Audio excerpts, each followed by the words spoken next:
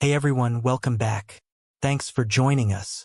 Today we've got a brand new story to share with you. So let's begin. How many angels can dance on the head of a pin? How many stars are in the heavens?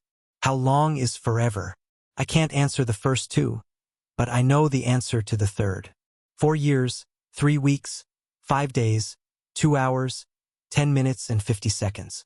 Give or take a tick. Foolish me, I thought till death to us part would last a lot longer.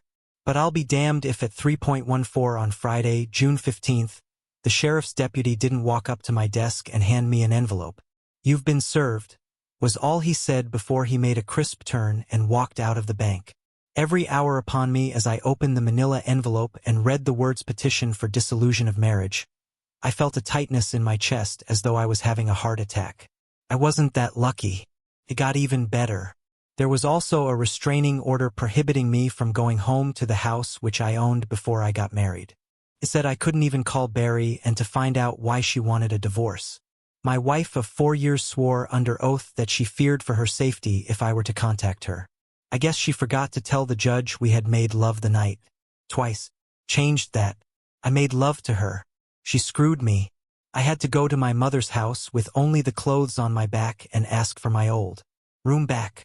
To say I never saw it coming would be the greatest understatement ever uttered. I was a blissful idiot making plans for our future. Dreaming dreams of babies yet to be born and looking forward to growing old with my best friend. Everything I knew was torn asunder. The next month was a whirlwind of hell. My finances were examined with a fine-tooth comb, lest I be hiding $1 to buy a value. Meal for lunch. Depositions followed. As Dante Alighieri wrote in the Divine Comedy, each level of hell was worse than the last. I got to see them all. Through it all, I kept asking only one question. Why? You don't do your best thinking when your spirit is broken, so I agreed to everything. All I asked from my soon-to-be ex is that she answered my one question. When her court date came, she didn't even have the class to do that to my face. Instead, her slick lawyer handed me a single sheet of paper. Not even handwritten but tight. Double-spaced with wide margins. What a relief. I hadn't done anything wrong. She just reconnected on Facebook with Charles Winston III. Her first love from college. Her soulmate. The very one who had taken the virginity which I have been assured have been my wedding present. It seems they were a modern-day Romeo and Juliet. She the second forbade his only son to marry Brienne. For years later fate intervened and he died of a massive heart attack. The day after the old man's funeral, the son went searching for his former lover. The next paragraph damn near knocked me on my ass. "I'm divorcing you because I respect you too much to have an affair with Charles." Boy, am I lucky she held me in such high esteem where she might have stripped me of my soul and kicked my corpse to the curb. Oh wait, she did. I was crying too hard to read the rest. Our no-fault divorce was finalized 2 days later. I left the courthouse, drove to the bank and tendered my resignation. I was no longer able to think rationally, so I decided to quit before I got fired, and now I drive to nowhere, in particular California. Why California? I always wanted to see the Pacific Ocean. My next stop was the Ford dealer where I traded in my Mustang convertible for a late model 3/4-ton pickup truck with a slide and camper. A moving van had showed up at Mom's house while I was gone and dropped off 6 cardboard boxes which contained all of my possessions. It took me a couple of days to get the camper ready for cross-country travel. It would be my home for at least the next year. Mom tried to talk me out of leaving, but my mind was made up. I told her I needed to do this if I was going to survive. I promised to call on a regular basis. I decided to stay away from the interstate and drive west on back roads until I was low on gas and see what fate had in store for me. My plan was to find a menial job, something which required more back than brain, and stick around for no more than 2 weeks in any one place. I pulled into a small town just as the sun was setting. The only thing open on Main Street was the Down on Its Heels bar, which served food. I noticed a handwritten sign in the window, "Help Wanted." Over a cold beer, I talked up the bartender's lash owner about the job.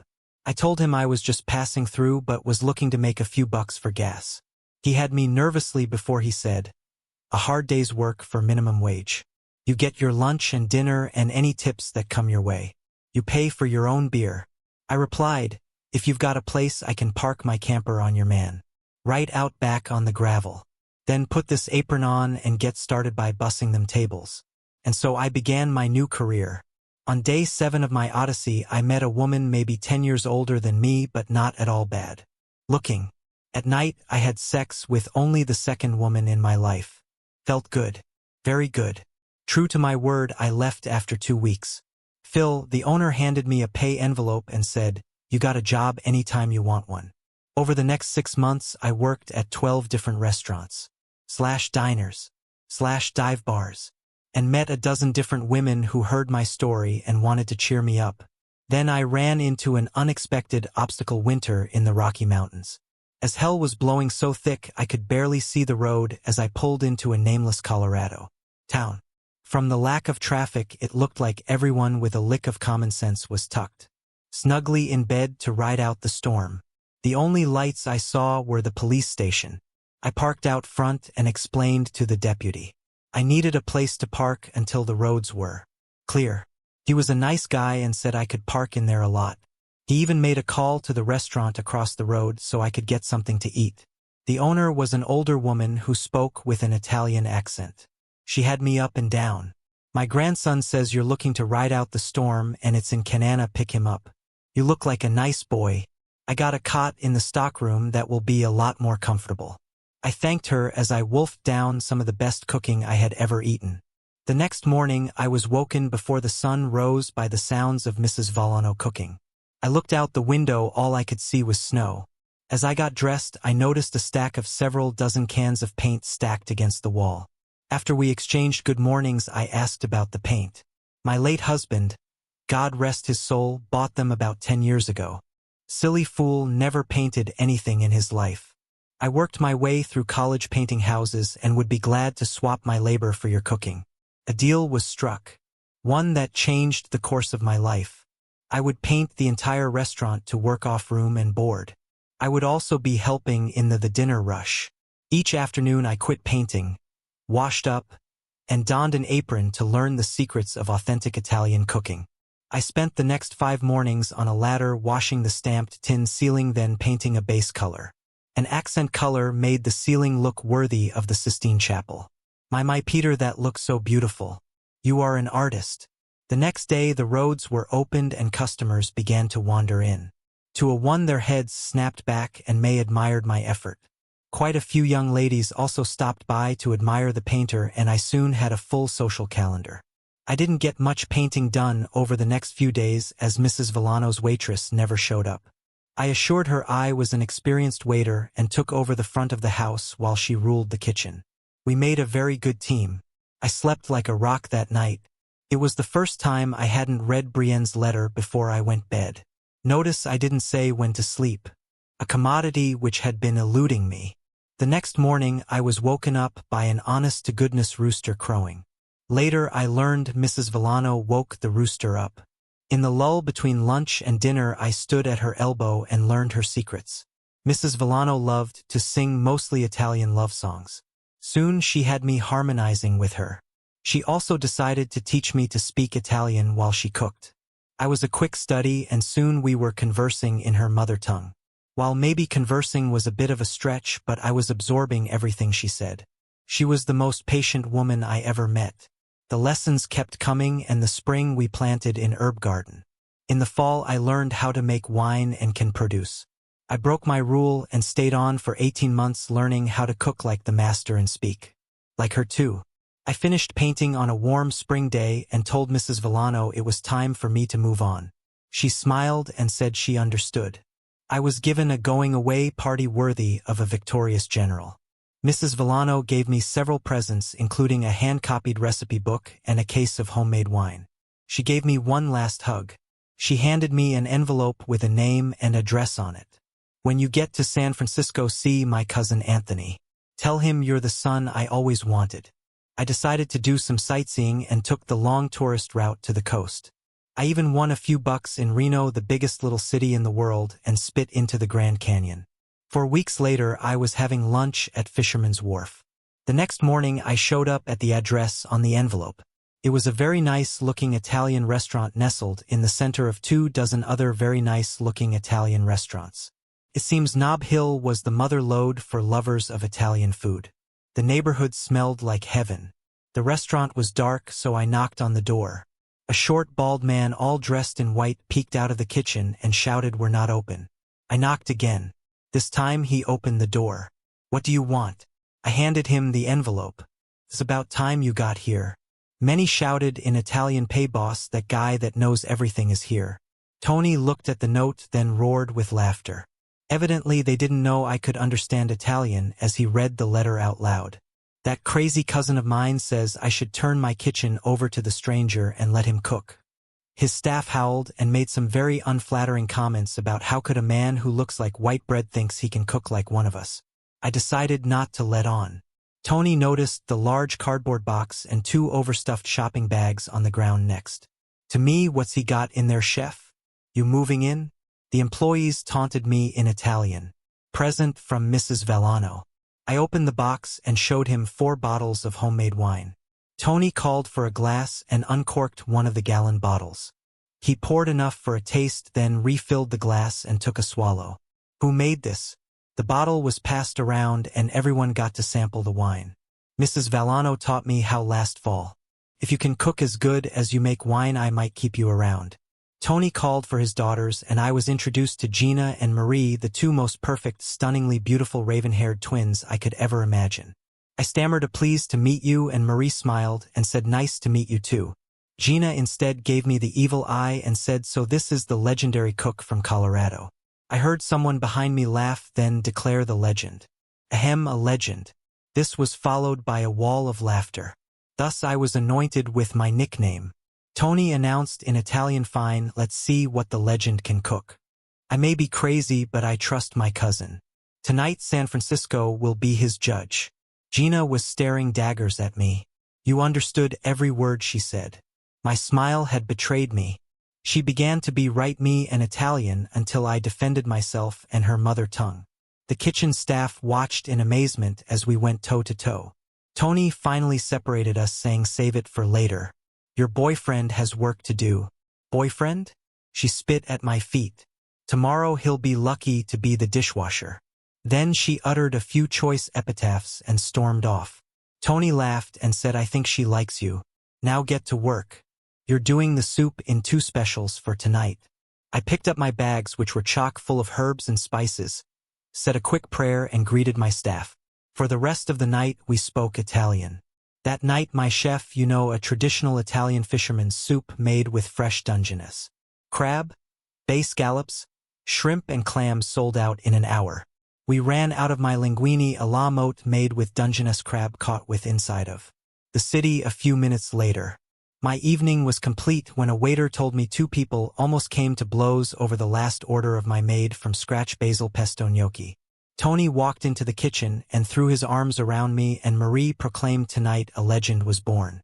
Gina, however, stayed in her office doing the books. She never said a word, even though I had one of the waiters bring her samples of both. I thanked everyone in the kitchen and knew I had found a new home. The only change I would have to make was to play music and encourage my team to sing. While they worked, as Mrs. Vellano always said, music makes the food taste better. The Winston fortune was made in real estate. The grandfather Charles Winston I specialized in foreclosures. He bought, many would say stole, dozens of farms during the Great Depression. After World War II, he began subdividing cornfields and building cookie-cutter houses which the government would finance for returning GIs. He had one set of blueprints in each house. Other than the color of the shingles and shutters was a clone of every other. The old man Charles Winston II Don't Call Me Jr. followed in the family tradition and bought options on a number of farms ringing the city when times were bad during the OPEC recession in the early 1970s. He quietly sat on them until the late 1980s when the real estate became white. Hot construction trailers were followed by model homes and the money came pouring in. CW III and Brienne wasted no time in getting hitched. Their honeymoon on a tropical paradise didn't go quite as the brochure promised when both were felled by an intestinal parasite. The resort described all responsibilities, saying they hadn't heeded their warnings not to eat food from the vendors who plied the beach. From their return, the cocksure could call the meeting and announced he was changing the direction of the company. My father had his day, but the time for being conservative is long gone. Effective immediately, we are getting more aggressive. I want you out there shaking the bushes to find farmers who are looking to cash out. Unfortunately, CW3 lacked his old man's business acumen and vision.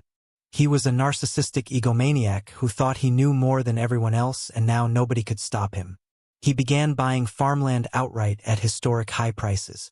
When the real estate bubble burst in 2007, he had leveraged everything he owned. The Great Recession strangled the economy. People stopped buying new houses where everyone else saw trouble and pulled back. CW imagined opportunity and borrowed even more money to buy out his biggest competitor.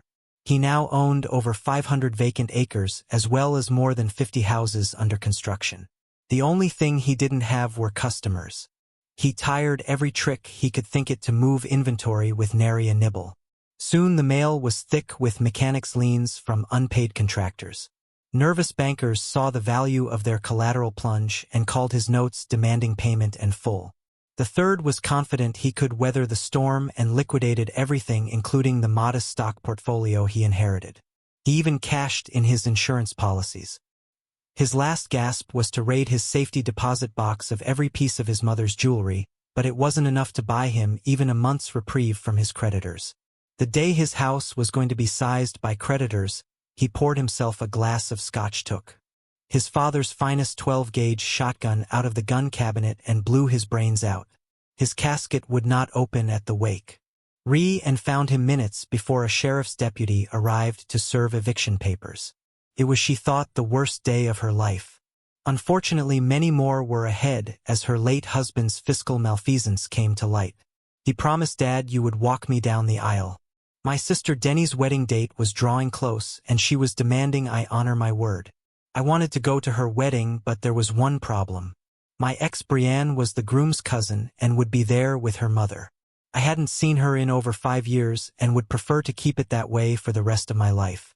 My sister, however, was relentless and finally wore down my resolve, and so plans were made for me to take a weekend off to fly to Chicago. I have been working out at a health club and had to admit I looked pretty damn good. In a tuxedo, the limousine driver timed it perfectly. The groomsmen and bridesmaids were milling around outside of the church, no doubt wondering if the Wanderlust brother would actually make an appearance after 5 years. I could hear the organ playing as I got out. I was followed out by my dates Gina and Anne-Marie. The two incredibly beautiful twin sisters were wearing designer dresses that fit them perfectly. Each had a thigh-high slit which showed of their lace-top stockings. A month earlier, when I told them I couldn't go because I didn't have a date, both offered to accompany me and play the role. I teased I that loved both of them equally and couldn't make that decision. Gina, the older twin, by almost 5 minutes suggested I change my response card from +1 to +2. Anne-Marie seconded the idea and said I was outvoted. My sister asked who was the third person on my response card. I told her she would have to get married to find out. The bridal party looked on and stunned as I took one beautiful woman on each arm and escorted them up the aisle to the bride's family pew. The look on Mom's face was priceless. Damn, they looked hot. More than a few people must have gotten whiplash as their heads wrenched around to see the long-absent brother strutting towards the altar. Cameras were flashing from nearly every pew. A group of high school friends applauded and whistled as we walked past. I spotted Brienne sitting with her mother.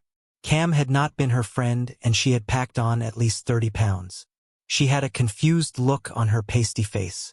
Both of my dates kissed me before I returned to my escort duties.